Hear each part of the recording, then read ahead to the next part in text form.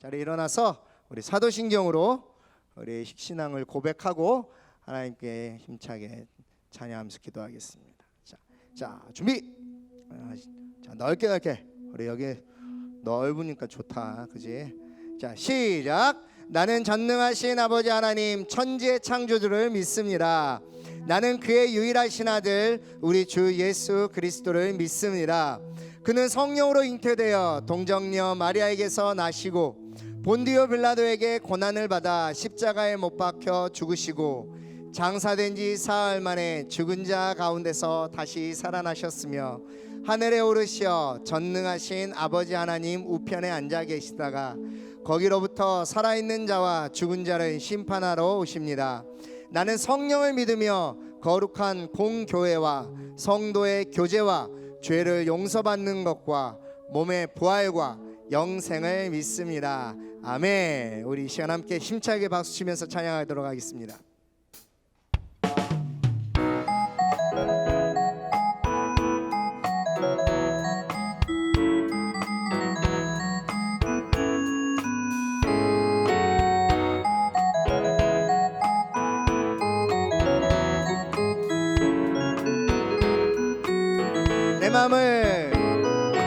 내 마음을 가득 채운 주양한 사랑과 찬양 어떻게 표현할 수 있나. 수많은 찬양들로 그만 표현할 길 없어 다시 고백합니다. 다시 한번 내 마음을 가득 채운 주양한 찬양과 사랑 어떻게 표현할 수 있나. 수많은 찬양들과 표현할 길 없어 다시 고백합니다. 주 사랑해요. 주 사랑해요. 온 맘 다하여 말로 다 할 수 없어. 오, 주 사랑해요. 찬양 받아주. 우리 좀 더 큰 소리로 박수 치겠습니다. 박수 소리 좋다.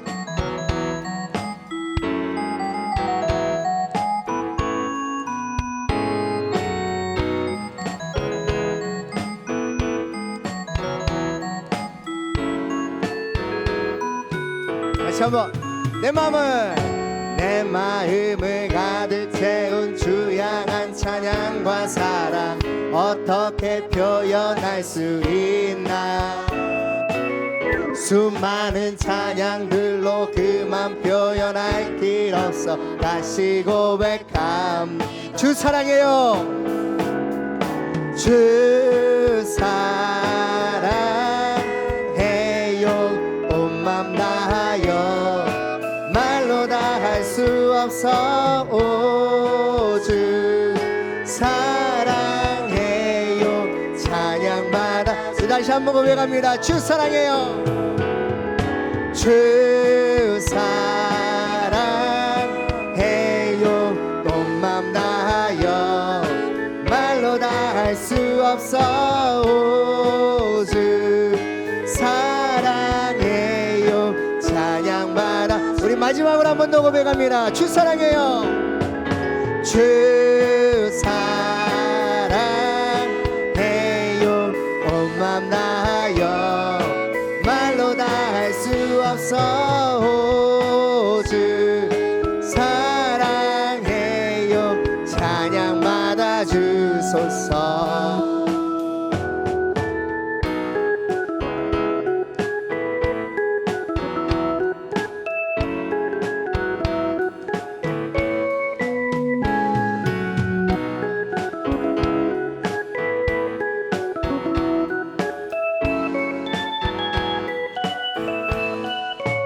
할렐루야. 우리 하나님께 감사의 박수 올려드리겠습니다. 아멘. 주 신실하심 놀라워 함께 찬양하겠습니다.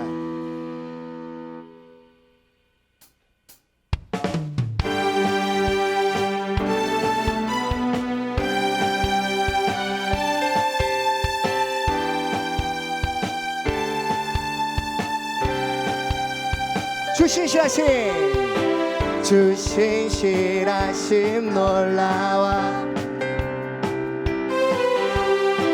죄인의 마음 흔드네.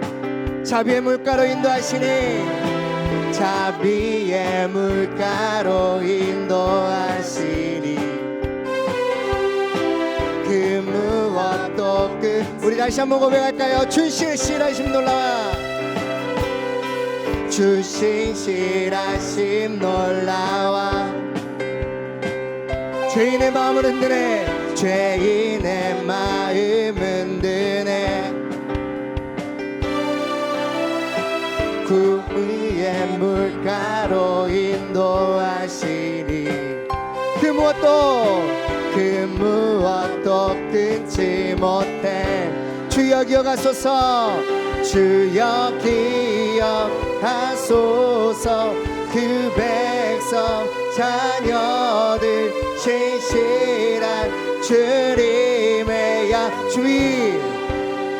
하나 둘 셋. 주님의 은혜 내게 넘치네. 나를 향한 주의. 우리 2절입니다. 공의와 사랑 놀라워 약한 자 들어쓰시네. 약한 자 들어쓰시네. 구원의 노래로 인도하시리. 만백성 함께 찬양해. 만백성 함께 찬양해. 주여 기억하소서 주여 기억하소서 주 백성 자녀들 신실한 주님. 우리 다시 한 번 더 고백하겠습니다. 주여 기억하소서 주여 기억하소서 신실. 우리 마지막으로 한 번 더 고백할까요? 주여 기억하소서 주여 기억하소서 주 백성 자녀들 신실한 주님의 약속. 준비하시고 1, 2, 3. 주님의 은혜 내게 넘치네. 나를 향한 주의 은혜. 아멘. 주님의 은혜 주님의 은혜 내게 넘치네. 나를 향한 주의.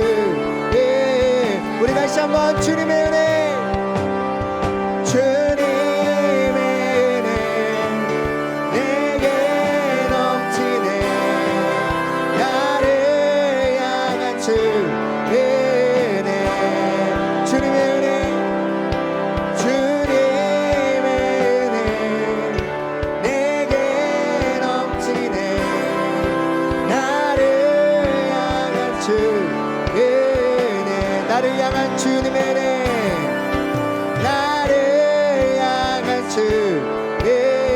우리 마지막으로 고백합니다. 나를 향한 주의 은혜. 할렐루야. 네, 우리 자리에 앉아서 우리 마음을 다독이고 또 우리 더 원합니다 함께 찬양하면서 하나님 앞에 나가겠습니다.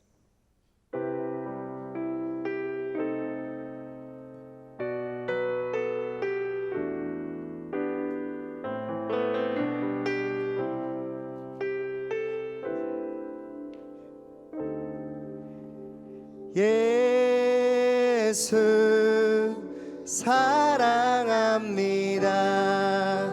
사랑합니다. 온 마음 다하여 오직 주님 한 분만 간절히 더 원합니다. 예수 사랑합니다. 예수 사랑합니다. 사랑합니다. 온 마음 다하여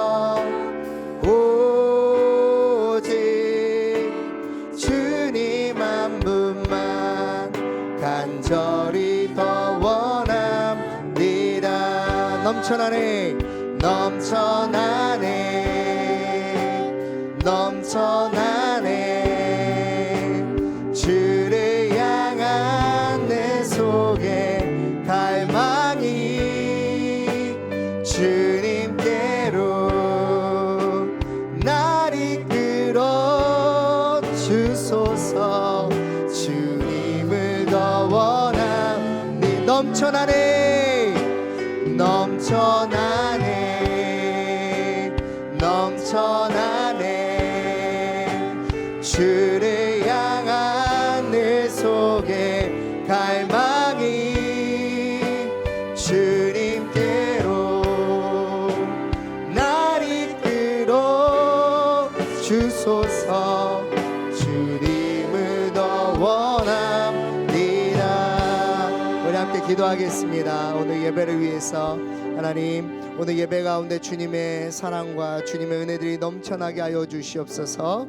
주님 정말 특별한 기회로 오늘 수련회를 준비하게 하셨습니다. 또 수련회를 하게 하셨습니다. 하나님 이 수련회 가운데 또 선포되어지는 목사님의 말씀을 통해서 은혜를 더하여 달라고 우리 시간 함께 예배를 위해서 주여 한번 부르짖고 기도하며 나가겠습니다. 주여 아버지 하나님 오늘 예배 가운데 함께 하여 주시옵소서. 은혜를 더하여 주시옵소서.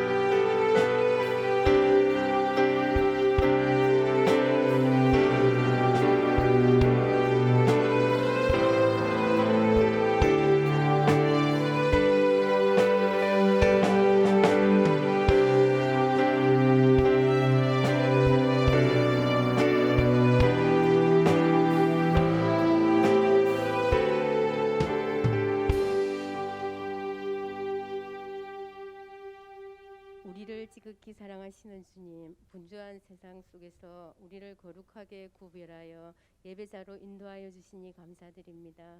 여름 수련회로 드려지는 이 예배가 우리가 온 마음을 다하여 드려지고 주님께서는 기쁘게 받으시고 우리에게는 감동과 은혜가 함께하기를 소망합니다. 천재지변과 전염병, 우리를 둘러싸고 있는 모든 상황들이 혼란스럽고 평안이 잠시 흔들리기도 합니다. 하지만 이런 외적인 요인들로는 우리를 주님에게서 멀어지게 할 수 없음을 믿습니다. 언젠가는 이 혼란스러움들이 지나갈 것이며 견고한 주의 평온이 함께할 것임을 믿습니다. 주님의 전능하심과 긍휼과 사랑이 거한 성소가 우리 속에 마련되기를 간절히 원합니다. 하나님 아버지, 호산나 교회 믿음소 비전센터 건축을 위해서 기도합니다. 시공사가 잘 선정되어 다음 세대를 양육하고 비전을 키워갈 수 있는 아름다운 공간이 세워지기를 기도합니다.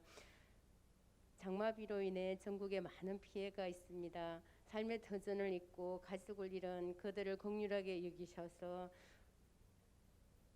그들이 일상을 회복할 수 있도록 주님 그들을 도와주시옵소서. 아멘. 하나님 아버지, 중동부를 섬기시는 목사님, 전도사님, 또 사랑으로 친구를 섬기는 부장단과 중동부 선생님들의 헌신과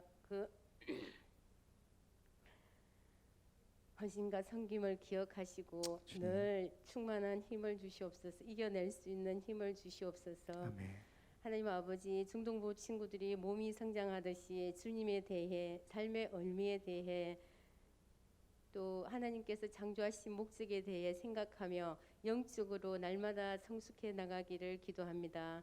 우리의 심령이 회복되고 성령으로 충만한 예배가 되기를 소망합니다. 아멘. 하나님 아버지, 이 시간 함께하지 못한 친구들이 있습니다. 그들이 어디에 있든 주님의 은혜가 늘 함께할 수 있도록 우리가 받는 은혜가 그곳에도 머물 수 있도록 주님 함께하여 주시옵소서. 아멘. 하나님 아버지, 정성을 다해 드리는 헌금이 하나님의 사랑을 확장하는데 귀하게 사용되고 헌금하는 손길들을 축복하여 주시옵소서. 아멘. 우리의 기도가 하나님의 뜻대로 이루어질 것을 믿으며 이 모든 말씀 예수님의 이름으로 기도드립니다. 아멘. 이 시간에는 하나님께 헌금 드리는 시간입니다. 헌금은 내가 쓰고 누리는 모든 것이 하나님으로부터 오는 것임을 고백하는 신앙의 행위이자 예배 순서 중에 가장 중요한 순서 중에 하나입니다. 오늘 호산나 교회 중등부 예배 처음 온 친구들은 오늘 헌금을 하지 않아도 됩니다. 대신에 우리 뒤에 나가셔서 새 친구 선생님을 꼭 만나시길 바랍니다. 우리 신 나중에는 기쁨 되게 원하는 찬양하면서 준비한 예물 드리도록 하겠습니다.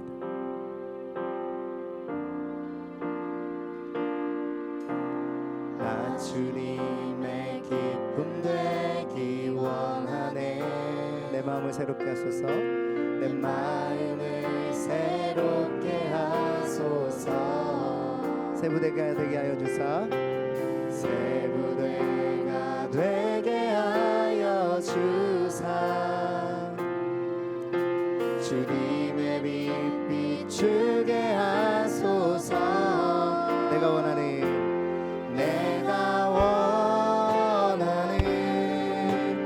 한 가지 주님의 기쁨이 되는 것. 내가 원하는 한 가지 주님의 기쁨이 되는 것. 겸손히 우리의 마음을 주님께 드립니다. 겸손히 내 마음 드립니다. 나의 모든 것 받으소서. 나의 마음 깨끗게 씻어주사. 주의 길로 행하게 하소서. 내가 원하는 한 가지 주님의 기쁨이 되는 것. 내가 원하는 한 가지 주님의 기쁨이 되는 것. 주님의 기쁨이 되는 것. 주님의 기쁨이 되는 것. 아멘. 우리 함께 읽어보겠습니다. 요한복음 3장 5절 말씀이에요. 요한복음 3장 5절 말씀. 성경책 중간에 줄 끈으로 이렇게 해놨죠. 쓱 하면 됩니다. 자, 같이 한번 읽어보겠습니다. 시작. 예수께서 대답을 다시 시작.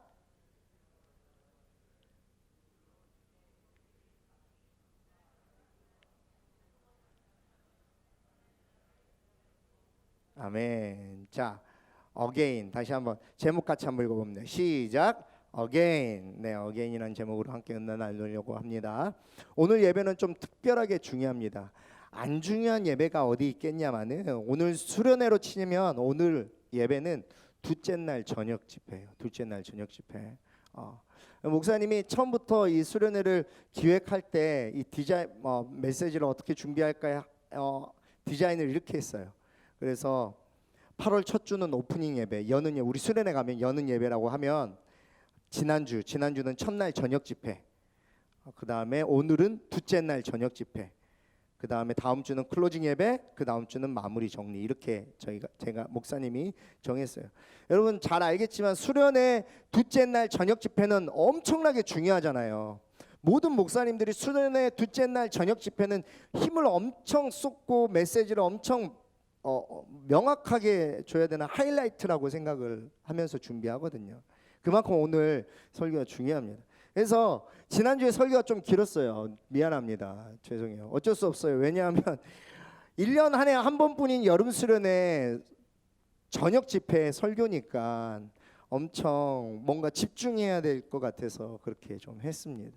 미안한 마음 줄이고 오늘 저녁 둘째 날 저녁 집회 오늘 메시지가 중요합니다. 진짜로.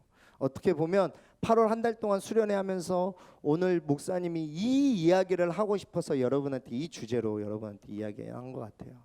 아무튼 집중해서 듣고 여러분이 집중하면 할수록 빨리 끝내겠습니다. 아무튼 좀 빨리 끝나요. 일부 보니까 빨리 끝냈던 것 같아요. 이 시간이 지나고 나면 다시 돌아오지 않는 이 시간이 여러분에게 얼마나 소중한지 반드시 기억하세요. 자, 보겠습니다. 니고데모는 유대인의 지도자이면서 바리새인이었어요.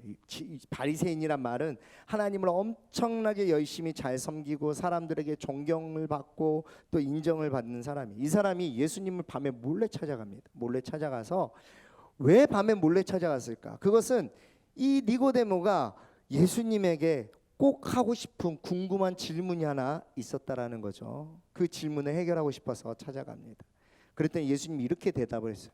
네가 나를 하나님께로 보냄받은 사람이라는 거 인정하는구나.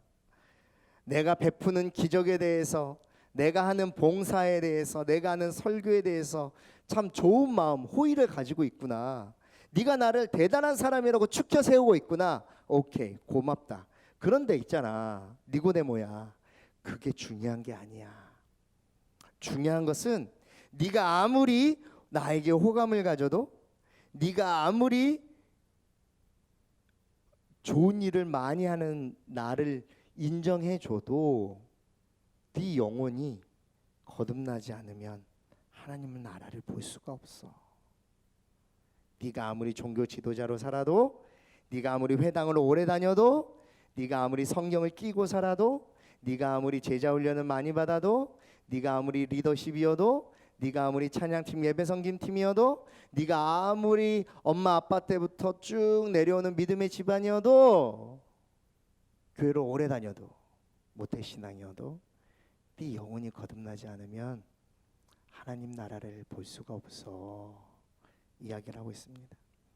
예수님은 거듭나지 않으면, 그러니까 다시 태어나지 않으면 절대 구원을 얻지 못한다고 말씀하고 계세요. 그것이 바로 어게인, 거듭남입니다. 지난주에 목사님이 여러분에게 한 주 동안 이 질문을 가지고 고민하고 답을 찾아오라고 했는데 혹시 했어요? 찾았어요? 이거였어요. 지금 당장 나는 구원이 필요한가요? 지금 당장 나는 천국이 필요한가? 지금 당장 나는 예수님이 간절히 필요한가? 이 질문을 가지고 한 주 동안 한번 고민해보고 답을 찾아보라 그랬는데 답을 찾았어요? 솔직히 이거는요, 본인은 알고 있어요. 본인은 느끼고 있습니다. 내가 진짜 예수님이 간절히 필요한가? 내가 진짜 천국이 필요한가? 목사님은 오늘 이 시간에요, 여러분 스스로 거듭난 사람인지 거듭나지 않은 사람인지 확인할 수 있는 한 가지 중요한 잣대를 이야기하려고 해요. 그래서 오늘 진짜 중요해요. 자, 눈 뜨고 정신 차리고, 마스크를 최대한 올려가지고 눈을 가리려고 하지 마. 마스크를 좀 눈을 보여주고 눈 뜨고, 내가 거듭난 사람인지 거듭나지 않은 사람인지 확인할 수 있는 한 가지 중요한 잣대를 여러분한테 지금 알려주려고 합니다. 잘 들어보세요. 특히 우리 1학년들은 목사님이 작년에 한번 설교한 적이 있으니까 잘 기억을 떠듬어 보고, 2학년, 3학년들은 진짜 집중해서 들으세요. 중요합니다. 나무가 어떤 나무인지 알려면 그 나무의 열매를 보면 알 수 있어요. 이 나무가 무슨 나무지? 근데 끝 열매를 딱 보면 대추네? 대추나무구나. 이 무슨 나무지? 딱 봤는데 사과네? 그러면 사과나무인 거예요. 나무가 어떤 나무인지 알려면 그 나무에서 나오는 열매를 확인하면 되듯이, 거듭나지 않은 사람에게는 거듭나지 않은 사람의 상태에서 나오는 분명한 두 가지 증거가 있어요. 한번 비교해 보세요. 다시 말합니다. 거듭나지 않은 사람에게 분명히 나타나는 두 가지 증거가 있다고요. 목사님은 딱 두 가지만 이야기할 거예요. 첫 번째, 거듭나지 못한 사람, 거듭나지 않은 사람, 구원받지 못한 사람은요, 자기 만족을 위해서 살아요. 자기 만족을 위해서. 성경은요, 하나님 없이 살 수 있다라는 생각조차도 죄의 결과라고 말하고 있어요. 하나님 없이 나는 살 수 있다라고 생각하는 것조차도 죄의 결과라고 말하고 있어요. 그래서 하나님을 인정하지 않고 혼자 힘으로 내 삶의 주인이 마치 나인 것처럼 사는 사람, 내 삶의 중심이 남아있는 사람, 내 마음대로 살고 내가 좋아하는 것만 하면서 사는 사람을 이렇게 자기 만족을 위해 산다고 말해요. 그런데 사실은요, 거듭난 사람도 이렇게 자기 만족을 위해서 살거든요. 거듭난 사람도 이런 죄를 짓기도 해요. 교만하기도 하고 내 삶의 주인이 나인 것처럼 무언가를 결정하기도 합니다. 그런데 문제는 뭐가 다르냐? 거듭난 사람은 이것이 일시적이에요. 따라하겠습니다. 일시적이다. 우리 학생들이 더 크게 해요. 일시적이다. 일시적이에요. 거듭난 사람은요 반드시 회개가 있습니다. 하나님 앞에 엎드려 울어요. 자신의 교만함을 발견하고요, 그게 잘못인 줄 알아요. 신앙생활을 10년 20년 해도 모태신앙이어도 나의 죄가 하나님의 마음을 아프게 했다면, 나의 죄 때문에 고통스럽다면 그거는 그 사람이 거듭난 사람이에요. 그런데 오랫동안 신앙생활을 했는데 나의 죄 때문에 하나님의 마음을 아프거나 말거나, 내가 마음이 고통스럽거나 안 고통스럽거나, 내가 죄 짓는 것 때문에 내가 그렇게 괴로워한 적이 없다, 그 사람은 죄송합니다, 거듭난 사람이 아니에요. 구원받은 사람이 아닙니다. 왜냐하면 자신이 죄인이라는 것을 인정하지 않기 때문이에요. 두 번째로, 거듭나지 못한 사람은요 세상을 사랑하는데요 세상을 뜨겁게 사랑합니다. 거듭난 사람도 이런 죄를 짓긴 해요. 남을 질투하고 미워하고 남의 물건을 탐내고 갖고 싶어 합니다. 하지만 거듭난 사람도요 그것이 유혹으로 느껴질 뿐 그것 때문에 인생을 바꾸진 않아요. 그런데 거듭나지 못한 사람은 이것 때문에 인생을 바꿔요.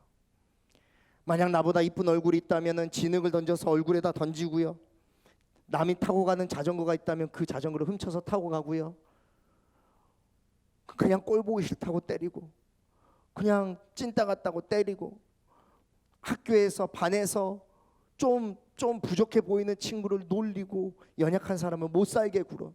그래서 징계받고 정학맞고 퇴학당하고 강정당하고, 그렇게 해서 감옥 가고, 그렇게 해서 인생이 바뀌는 거예요. 거듭난 사람도 이런 유혹을 느끼긴 해요. 그리고 이런 짓을 하기는 하지만 그것이 인생의 최고라고 생각하지 않아요. 이것 때문에 인생의 방향을 바꾸지 않습니다. 거듭나지 않은 사람은요 무엇보다도 죄에 대해서, 복음에 대해서 무감각해집니다. 반응하지 않아요. 세상을 뜨겁게 사랑하는 것에 있어서 전혀 양심의 가책이나 마음의 찔림을 느끼지가 않아요. 그냥 좋아요. 너무 좋아요. 너무 행복해. 그냥 뿅뿅뿅뿅 가는 거예요. 맨날 뿅뿅뿅뿅 가요. 이것은요 양심이, 영혼이 굳어서가 아니라 죽은 거예요. 영혼이 죽어버렸어. 양심이 죽어버렸어요. 거듭나지 못한 사람은요 양심이 죽어서 반응하지 못하는 거예요. 그런데요 거듭난 사람은요 반응이 달라요. 아주 잠깐 일시적으로 일어나는 유혹에도 마음의 양심의 찔림이 강해요. 영혼에 아주 큰 괴로움과 고통이 찾아와요. 그래서요 반응해요. 회개해요. 거듭나지 못한 사람은요 칼에 찔려서 팔이 뚫어 떨어지고 피가 줄줄 나도 고통을 느끼지 못하지만, 거듭난 사람은요 아주 작은 가시에 찔려도 엄청나게 아파하고 괴로워합니다. 왜 그럴까요? 거듭난 사람은 양심이 살아있기 때문이에요. 양심이 살아있어요. 그렇다면 거듭났다라는 것은, 그러니까 구원받았다라는 것은 무엇을 말하고 있나? 자, 구원에는 순서가 있어요. 자, 1학년들 기억해야 됩니다. 목사님 진짜 이거 작년에 강조해서 이야기했던 거예요. 따라하겠습니다. 부르심, 중생, 회심, 믿음. 이걸 왜 반응? 다시. 부르심, 중생, 회심, 믿음. 간략하게 한번 정리해 보겠습니다. 잘 우리 1학년들은 특히 기억을 다시 다 하세요. 작년에 정말 목사님이 목이 터져라 가르쳤던 거예요. 목사 예전에 설교한 적이 있지만 이거는 시간적 순서가 아니라고 했어요. 시간에 따라서 부르심 다음에 중생이 일어나고, 중생 다음에 회심이 일어나고, 회심 다음에 믿음이 일어난다고 말 안 했어요. 시간적 순서가 아니에요. 레벨업 하는 게 아니에요. 나는 지금 중생 단계에 있구나. 난 좀만 열심히 하면 믿음까지 올라갈 수 있겠는데, 나는 이제 시작해가지고 부르심이야. 그런 레벨업 하는 단계가 아니라고 했습니다. 이거는 일시적으로 한 번에 일어나면서 또 이것이 단계적으로 일어나는, 굉장히 아무튼 우리의 생각으로 이해할 수 없는 신학적 용어로 굉장히 이해할 수 없는 거지만, 그냥 목사님이 간략하게 설명을 해볼 테니까 잘 들어보세요. 첫 번째 부르심입니다. 부르심은 한마디로 소명이라고 하기도 합니다. 부르심에는요 크게 외적 부르심과 내적 부르심이 있어요. 따라하겠습니다. 외적 부르심, 내적 부르심. 네. 사도행전에 나오는 루디아의 이야기를 한번 볼까요? 사도행전 16장 14절이에요. 같이 읽어보겠습니다. 시작.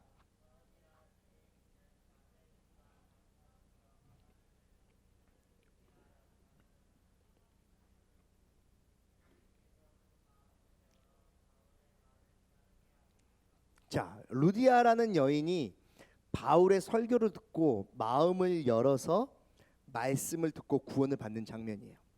이 모습에선 두 가지 부르심의 특징이 나오는데요. 첫 번째 따라하겠습니다. 외적 부르심, 내적 부르심.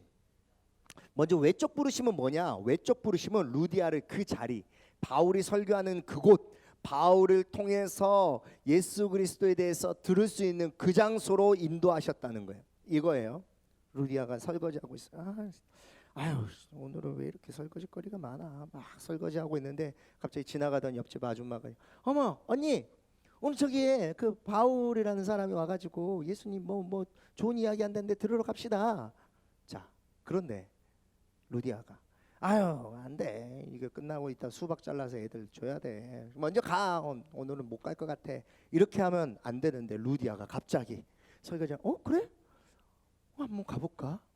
오케이 알았어. 여보 설거지 좀 부탁해요. 수박은 냉장고에 있어요. 가자 해가지고 딱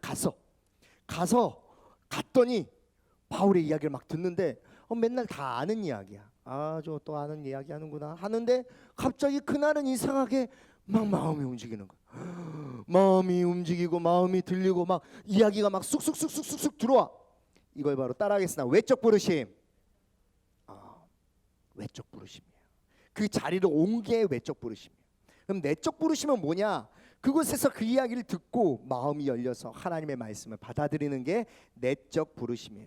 이 외적 부르심과 내적 부르심은 본질적으로 하나이지만 분명한 구분이 있습니다. 먼저 외적 부르심은 그 자리로 인도합니다. 따라하겠습니다. 외적 부르심은 그 자리로 인도한다. 그 자리에서 복음을 듣게 합니다. 예수님에 대해서 알게 해요. 그래서 죄인에게 죄의 용서와 영원한 생명을 얻을 수 있도록, 또 영원한 생명을 얻기 위해서는 예수 그리스도를 믿어야 된다는 사실을 듣게 되는 거예요. 그래서 목사님이 여러분에게 계속 이해하는 게 뭐냐면 잘 모르겠어 또 빨간 의자에만 앉아만 있으라는 거예요.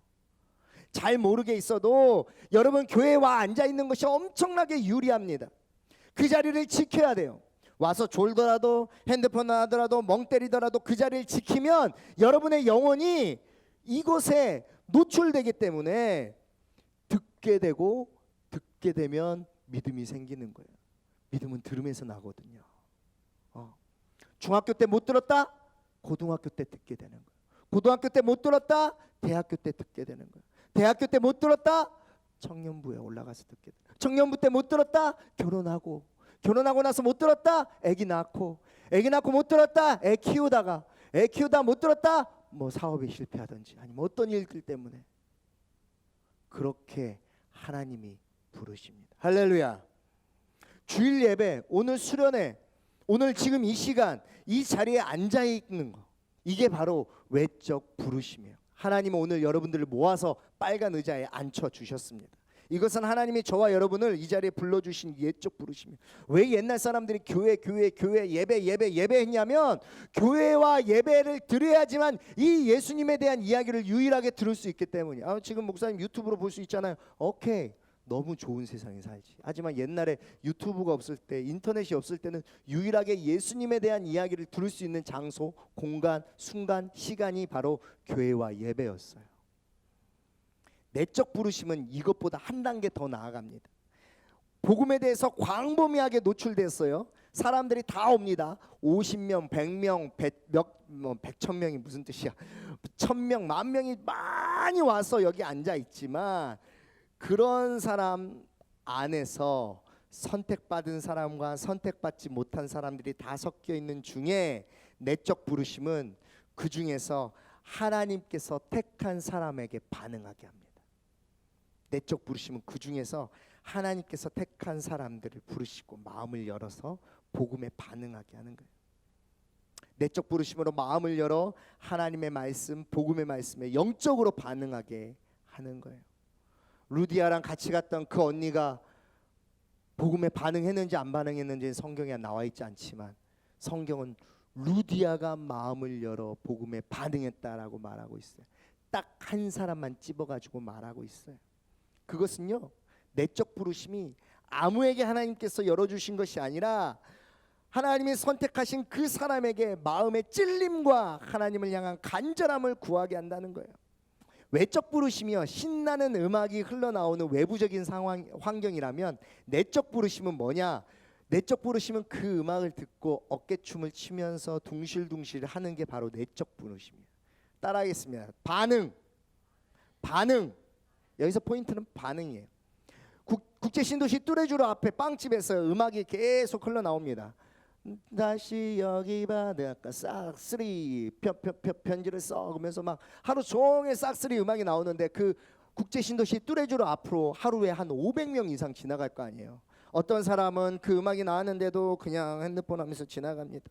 어떤 사람은 그냥 음악이 나왔는데도 친구랑 이야기하면서 지나갑니다. 근데 어떤 사람은 그 음악이 들으니까 흥얼흥얼 따라 부르면서 지나면 다시 여기 바닷가. 어떤 사람은 그 음악에 어깨춤을 추면서 반응하는 거예요. 자, 내적 부르심은 반응하는 겁니다. 신이 나서 춤을 추는 거죠.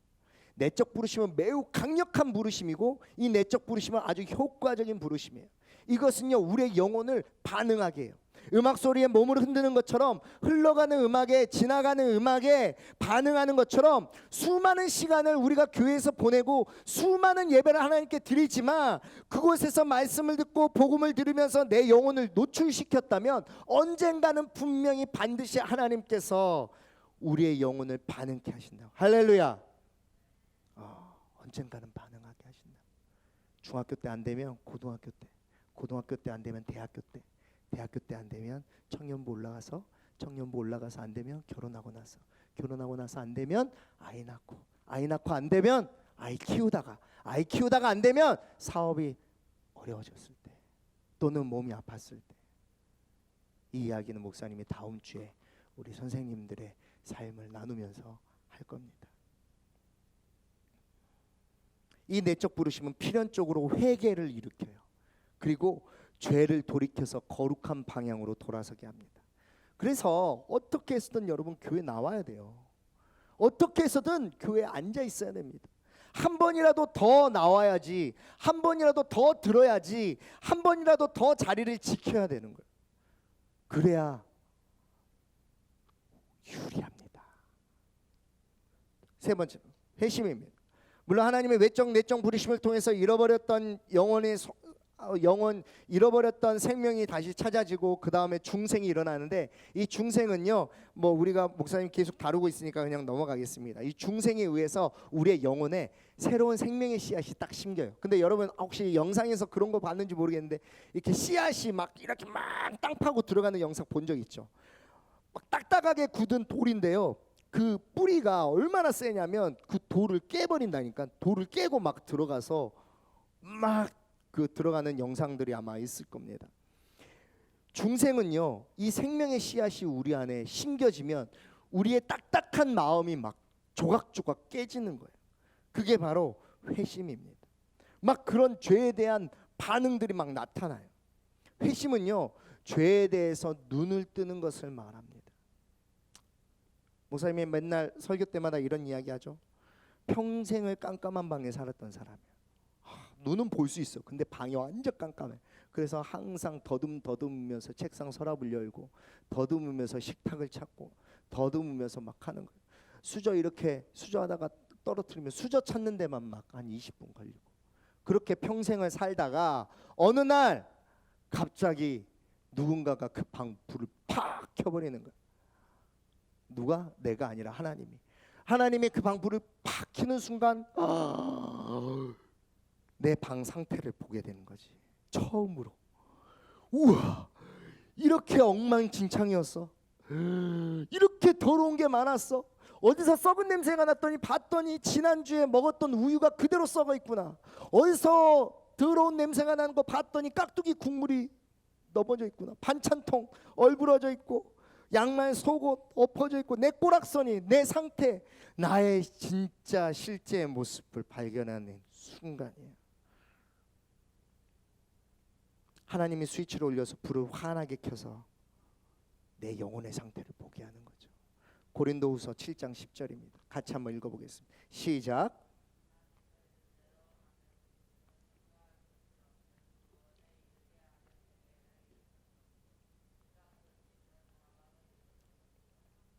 자, 보세요. 불이 켜졌어요. 두 가지 사람이 있어요. 불이 켜졌더니 아, 너무 더러워. 도저히 못 보겠어. 하나님 다시 불 꺼주세요. 불 꺼주세요. 차라리 안 보는 게 낫겠어요. 이게 정상이에요? 아니면 치워야 되겠다. 야 이거 어째 치우냐 하면서 치우는 게 정상이에요. 1번이 정상이에요? 2번이 정상이에요? 당연히 2번이 정상이죠. 구원에 이르게 하는 근심은요, 구원에 이르게 하는 회개는요, 이런 거예요. 코 막으면서 인상 쓰면서 걱정하면서 고민하면서 내가 이 방을 어떻게 치워야 될지를 생각해야 돼요. 내가 이 방을 치우기가 너무너무 싫고 보기 싫어서 다시 하나님께 불을 꺼달라고 하는 그런 미련한 짓은 진짜로 하면 안 돼요. 자, 진정한 회심은요, 하나님의 뜻 가운데서 일어나요. 그것은요, 하나님께 나아가는 헌신의 삶을 살게 하고요, 거룩한 삶을 살게 합니다. 진정으로 회심한 사람이 일시적으로 죄의 길에 빠졌을 때 거듭난 사람이 지을 수 있는 일시적인 죄는 하나님께 회개할 수 있어요. 회개는 반복적입니다. 회개는 계속 일어나요. 오늘 아침에도 목사님 또 회개했어요. 회개는 자주 할 수 있어요. 중요한 것은요, 회심은요, 순간적으로 일어나는 거예요. 순간적으로 한 번에 일어나는 것이며 반복적으로 일어나지 않아요. 회심은 그래요. 이것은 마치 육상 경기에서 준비 땅 하고 뛰었는데 내가 마음이 아직 준비가 안 돼 있는데 총소리가 나니까 갑자기 앞에 뛰어간 애한테 잠깐 심판 아저씨 잠깐 내가 아직 마음이 준비 안 돼 있으니까 다시 뛰어 이게 아니야. 일단 1등이든 꼴등이든 종소리가 딱 나면 뛰는 거예요. 회심은 그렇게 한 번밖에 일어나지 않아요. 진정한 회심은 돌이킬 수 없어요. 혹시 나 구원받았다고 후회한 사람 있어요? 내 괜히 예수 믿어가지고 천국 가게 생겼네. 다시 시간을 돌리고 싶어. 이런 사람 있어요? 이건 좀 이상한 거잖아요. 회심은요, 우리를 하나님의 거룩으로 나아가게 해요. 그래서 옛사람을 벗어버리고 죄를 불편하게 만듭니다. 죄를 회피할 뿐만 아니라 새 사람을 입고 거룩함을 위해서 노력하는 출발점을 표시하는 거예요. 따라하겠습니다. 출발점을 표시한다. 친구랑 같이 달리기 시합을 합니다. 야, 너 100m 몇 초 뛰냐? 나 한 12초 뛰는데 12초 뛴다고? 우리나라 육상 세계 신기록이 11초 후반인데? 거짓말하지 마. 나 진짜 12초 뛰어. 오케이, 그러면 자, 여기서 출발이다. 저기까지 목표를 정하고, 자, 준비. 한번 뛰어보자. 시작. 회심은 뭐냐? 출발선에서 목표를 정하는 거예요. 회심은 여기서 출발해서 하나님의 거룩하심이라는 목표를 정하는 거예요. 그게 회심입니다. 자, 목표도 정했고 출발선도 정했어요. 그러면 뭘 해야 돼요? 목표도 정했고 출발선도 정했어요. 자, 그럼 뭘 해야 돼? 뛰어야죠. 뛰는 게 바로 회개입니다. 회개는요, 회심과 달라요. 회심은 그런 마음을 먹었다면 회개는 더 적극적인 반응입니다. 회심에서 회개가 나옵니다. 출발선을 그렸다면 뛰어야 되지 않겠어요? 회개는요, 적극적으로 죄로 멀어지는 죄인의 마음에서 시작되는 변화예요. 이거는 반응입니다. 적극적으로 움직이게 돼 있어요. 뭐 어려운 말로 뭐 의지적 요소, 감정적 요소, 지적 요소 막 이런 거 있는데 이런 거는 목사님이 오늘 설명 안 하려고 해요.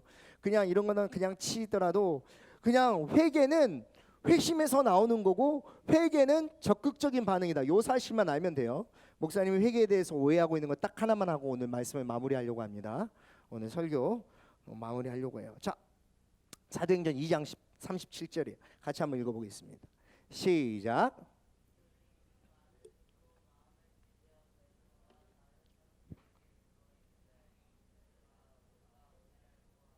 베드로가 이르되 너희가 회개하여 각각 예수 그리스도의 이름으로 세례를 받고 죄 사함을 받으라. 아멘. 아멘. 베드로가 설교합니다. 사람들에게 설교했더니 그 설교를 듣고 사람들이 마음에 찔려요. 그래서 이렇게 이야기해요. 아이고, 우리 어떻게 하면 좋을까요? 우리 어떻게 할까요? 어떻게 하면 구원을 받을 수 있을까요? 물어봅니다. 그럴 때 베드로가 하는 말이 뭐예요?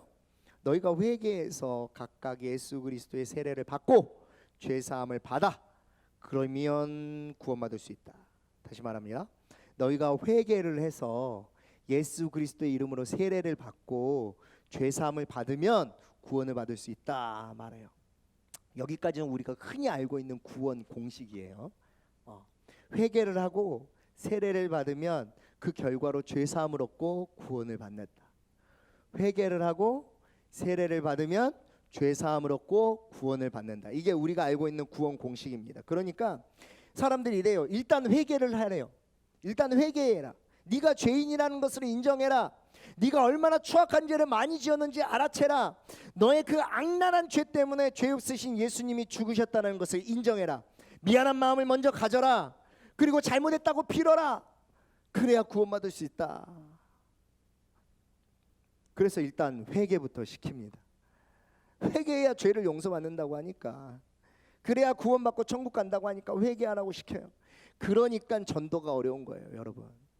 전도가 왜 어려운 줄 아세요? 생각해 보세요. 교회를 안 다니는 사람한테 무조건 회개하라고 하고 죄인이라는 것을 인정하라고 하니까, 나는 죄를 안 지었는데, 나는 죄인이 아닌데 자꾸 죄인 취급을 하니까, 범죄자 취급을 하니까, 이게 이상하네 교회에. 예수 믿는 사람도 이상하네. 거부감을 느끼고, 나는 안 믿어. 교회 안 가. 예수 안 믿어. 이렇게 되는 거예요. 그런데 여기에서 원어 성경을 해석하는 중에 약간의 오해가 있었어요. 약간의 오해가 있었어. 그 뜻이 비슷한 것 같지만 원래 헬라어 성경에 나오는 문장을 해석하면 이게 무슨 뜻이냐면 이렇게 달라져요. 이거예요. 한번 같이 읽겠습니다. 시작. 자, 완전 달라졌어요. 순서가 바뀌었어요. 이미 죄 사함을 얻었어요. 그러니까 회개하래요. 죄 사함을 받아 회개를 해라. 그러니까 죄 사함을 받는다가 아니라 이미 너희의 죄를 하나님이 용서해 주셨으니까 회개하라예요. 이게 왜 중요한 줄 아세요? 우리가 가장 많이 오해한 것 중에 하나가 회개마저도 예수님을 믿는 믿음마저도 구원을 얻어내는 우리의 방법이라고 생각을 했어요. 회개해야지 구원을 얻는 게 아닙니다, 여러분. 구원을 받았으니까 회개를 하는 거예요. 다시 말합니다.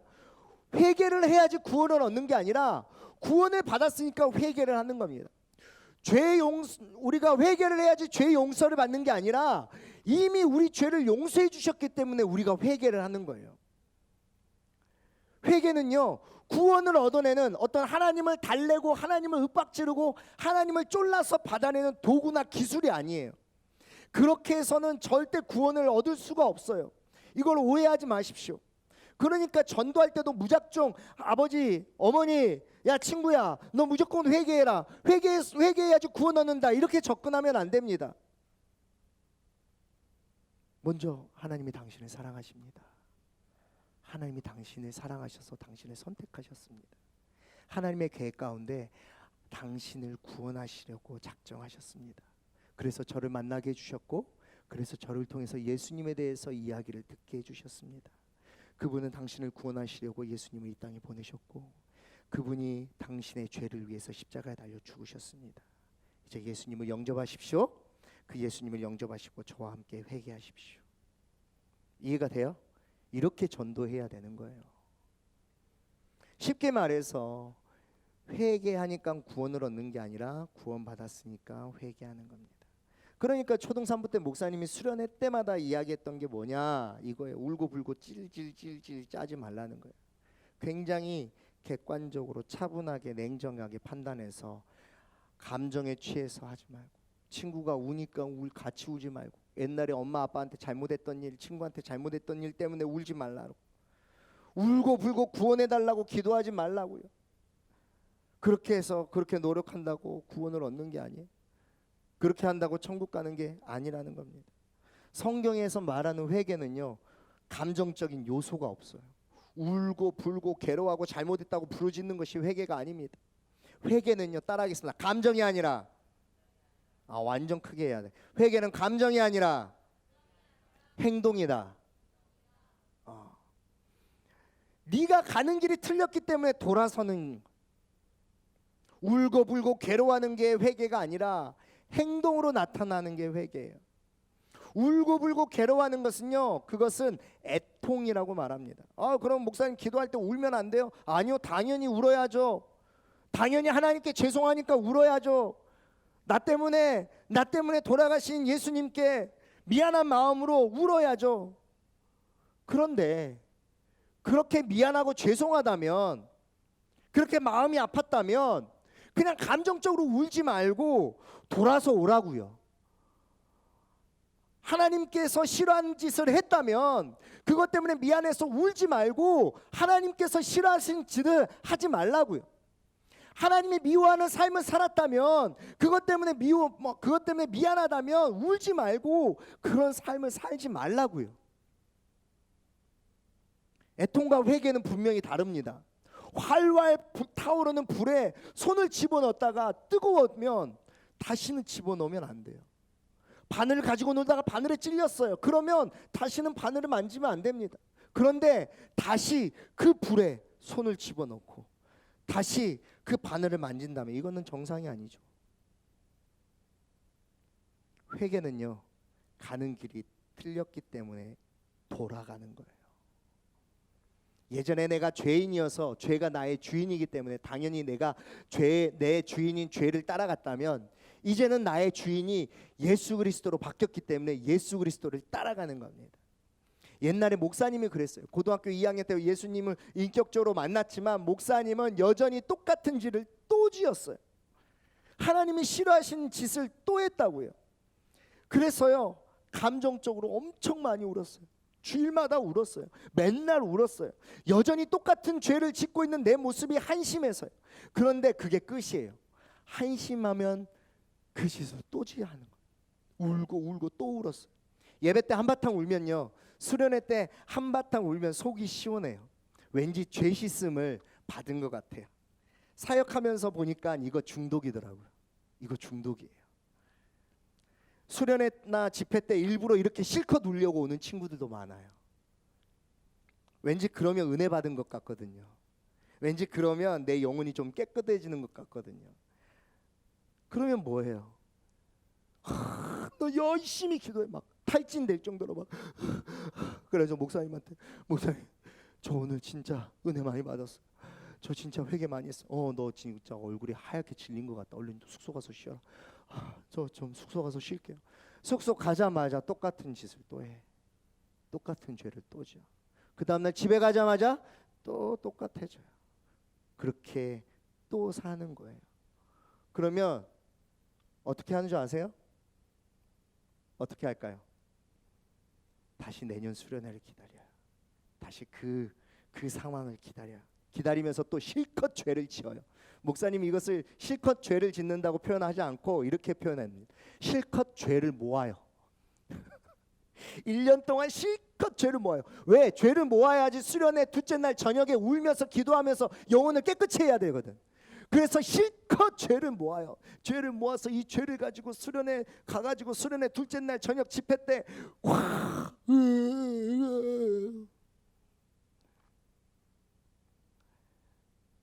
이거 진짜 못할 짓이에요. 이거는 진짜 미련한 짓입니다. 이렇게 해서는 우리의 신앙이 성장하지 못해요. 다시 말합니다. 회개라는 행위 자체가 구원을 주지 않아요. 회개하면 우리의 죄를 씻어주시는 것이 아니에요. 많이 울었다고 많이 애통했다고 거듭나는 것이 아닙니다. 죄사함, 죄 씻음, 구원은요 우리가 얻어내는 것이 아니라 하나님이 주시는 거예요. 하나님이 이미 저와 여러분을 긍휼히 여기시고 이미 여러분의 죄를 다 용서하셨어요. 예수님이 십자가에 달려 죽으셨어요. 이미 여러분들을 구원하셨어요. 죄를 고백해서 죄를 씻어라가 아닙니다. 하나님이 이 죄를 씻어 하나님의 자녀로 삼았으니 회개하라. 이미 여러분들을 하나님의 자녀로 부르셨습니다. 할렐루야. 네. 할렐루야. 말씀 마무리하겠습니다. 거듭남의 증거는 회개입니다. 왜냐하면 회개는 완전히 다른 방향으로 돌아서는 것이기 때문이에요. 거듭난 사람의 모습은요 완전히 다른 사람이에요. 이 부분에 있어서는 다음 주 본 어게인을 통해서 거듭난 사람의 모습, 또 우리 여러분 옆에 계시는, 또 여러분 집에서 만날 수 있는 여러분 부모님들의 삶의 모습을 통해서 우리들이 함께 은혜 나누려고 합니다. 사랑하는 중등부 여러분, 거듭남의 증거가 회개인 이유는요 회개는 행동하기 때문이에요. 회심으로 출발선을 그었다면 이제는 여러분이 뛰어야 할 차례입니다. 회개하라는 돌아오라, 더 이상 악한 길에 서지 말고 하나님의 자녀답게 살아라입니다. 그냥 단순히 입으로 용서를 구하고 잘못했다고 빌지 말고 하나님의 자녀로서 명예를 지키는 거예요. 예전과는 다른 삶, 좀 더 예수님께 깊어진 삶을 사는 겁니다. 조금씩 한 번에 훅 깊어지진 않지만 아주 작은 모종삽으로라도, 아주 작은 티스푼으로라도 조금씩 예수님께 깊어진 삶을 사는 것이 거듭난 사람의 삶이고, 그 다음에 회개하는 삶의 삶입니다. 주일날 교회 와서 주일날만 교회 와서 예수 믿는 것처럼 포장하지 마십시오. 사람들은 몰라도 하나님은 알고 계세요. 세상 사람들 누구나 알 수 있는 내 가족, 내 학교 친구, 내 학원 친구가, 심지어는 우리 선생님까지도 얘 교회 다니다 보니까 이상해졌구나, 얘 교회 다니다 보니까 뭔가 변했구나 라는 것이 보일 수 있을 정도로 그 사람들이 볼 때도 예수 믿는 성도처럼 사는 것, 그것이 바로 회개입니다. 그리고 그것이 바로 하나님의 자녀로서 명예를 지키는 거예요. 즉 회개는요 하나님의 자녀로서 명예를 지키는 겁니다. 그리고 그것이 여러분의 거듭남의 증거예요. 여러분의 삶이, 오늘을 사는 저와 여러분의 삶이 우리의 거듭남을 증거합니다. 할렐루야. 우리 찬양하겠습니다. 이 찬양할 텐데요, 깊어진 삶을 주께, 우리 수련의 주제가 찬양이죠. 이 찬양 함께 하면서 우리 기도하겠습니다.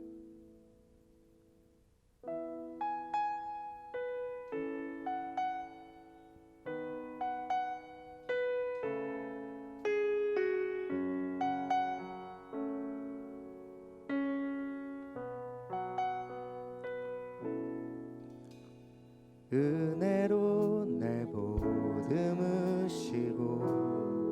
사랑으로 품어주셔도, 사랑으로 품어주셔도, 불 좀 꺼주세요. 내 마음 한 자락도, 내 마음 한 자락도 지키지 못하는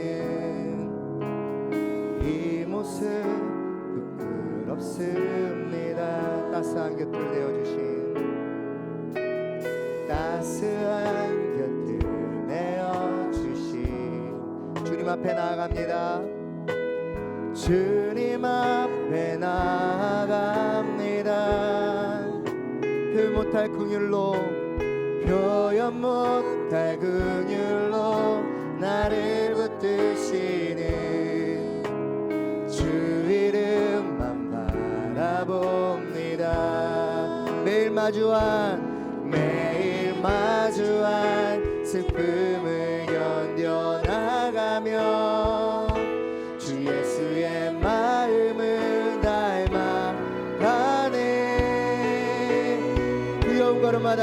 두려운 걸음마다 주가 동행하니 주지하며 오늘을 건네. 주의 신실한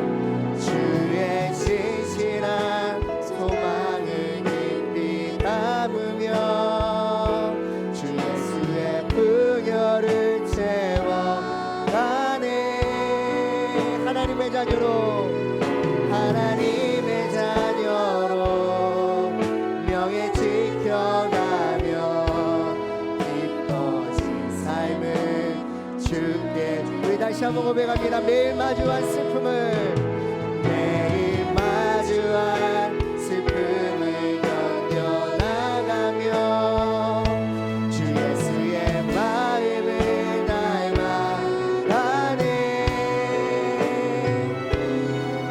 두려운 걸음마다 주가 동행하니 주지하면 오늘을 건네. 아멘. 주의 신실한 소망을 깊이 담으며 주 예수의 풍요를 채워가네. 하나님의 자녀로 명예 지켜가며 기뻐진 삶을 주께. 하나님의 자녀로 명예 지켜가며 기뻐진 삶을 주께 드리네. 자, 어때요 여러분? 지금까지 우리의 모습을 좀 낱낱이 살펴보았습니다. 여러분의 상태는 어때요? 목사님 오늘 잣대를 하나 제공했는데 이제 다시 한번 그 질문 앞에 여러분이 한번 여러분 자신을 비춰보십시오. 지금 나는 당장 구원이 필요한가? 지금 나는 당장 천국이 필요한가? 지금 당장 나는 예수님이 간절히 필요한가? 여기에 하나 더, 나는 거듭난 사람인가? 거듭나지 못한 사람인가? 여러분, 왜 예수님을 인격적으로 만나지 못한 줄 아세요? 그것은 여러분이 반응하지 않아서요. 아, 주님, 왜 나는 아직도 이런 형편없는 한심한 삶을 살고 있어요? 나는 왜 이런 삶을 살 수 있어요? 왜 하나님 나를 인격적으로 만나주지 않아? 이유는 뭔지 아세요? 네가 반응하지 않아서. 하나님 너를 구원하셨고 너를 하나님의 자녀로 불렀는데도 불구하고, 수많은 외적 부르심에 너희들을 초대했는데도 불구하고 너희들의 영혼은, 너희들의 양심은 움직이지가 않아. 완전히 딱딱하게 굳어져 있어.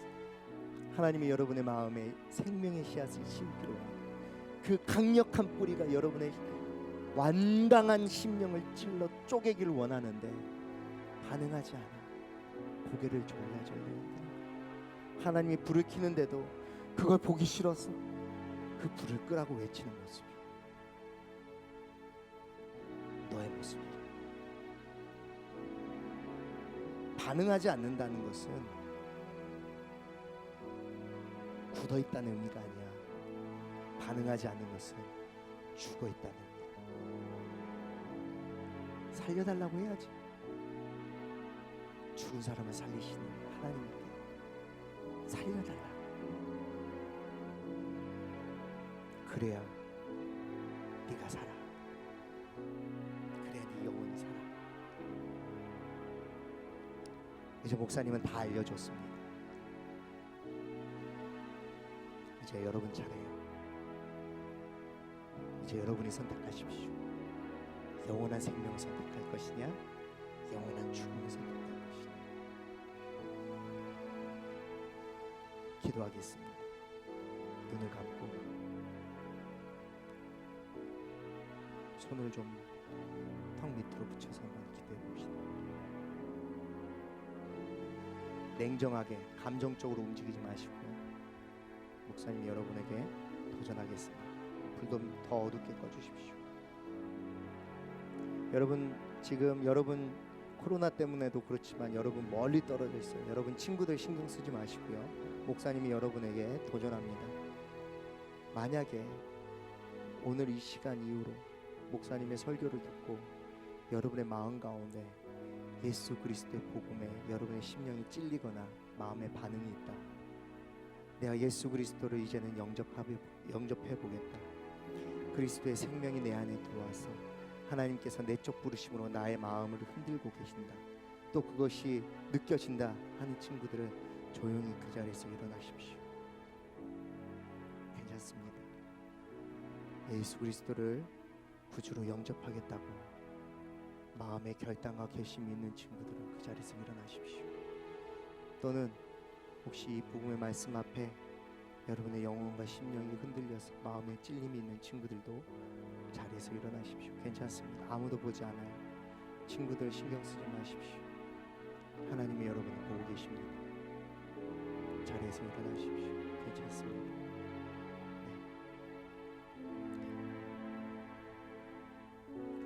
하나님께서 여러분을 초대하십니다. 여러분이 반응하기를 원하십니다. 네, 좋습니다. 감사합니다.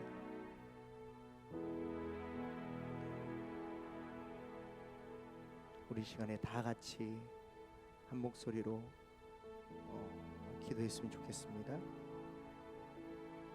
하나님께서는 우리의 기도에 귀를 기울여 주십니다.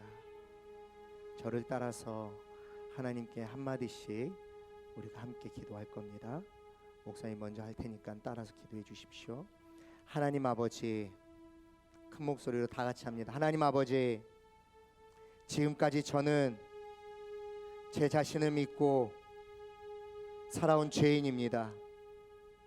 저의 죄를 회개하오니 용서해 주십시오. 예수님이 저의 죄 때문에 십자가에서 죽으시고 부활하신 것을 믿습니다. 지금 이 시간 제 마음의 문을 엽니다.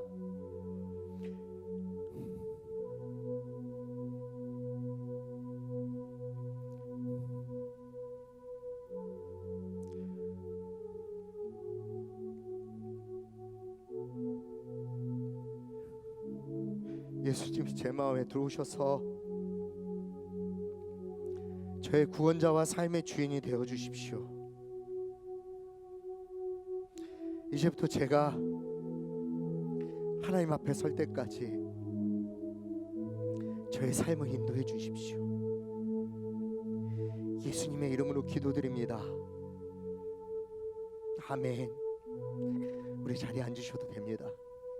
제가 여러분들을 위해서 기도하겠습니다. 하나님 아버지 감사합니다. 영접하는 자 곧 그 이름을 믿는 자들에게는 하나님의 자녀가 되는 권세를 주신다는 말씀대로 하나님의 자녀가 되게 해주셔서 감사드립니다. 동이 서에서 먼 것 같이 네 죄를 멀리 옮겼느니라 다시는 네 죄를 기억지 아니하리라 라는 말씀대로 우리에게 죄 용서의 확신을 주시고 나를 믿는 자는 멸망치 않고 영생을 얻으리라는 말씀대로 구원의 확신을 주시옵소서. 예수님의 이름으로 기도드립니다. 아멘. 목사님 기도하겠습니다. 지금은 우리 주 예수 그리스도의 은혜와 하나님의 크신 사랑하심과 보혜사 성령님의 지키시고 돌보시고 인도하심이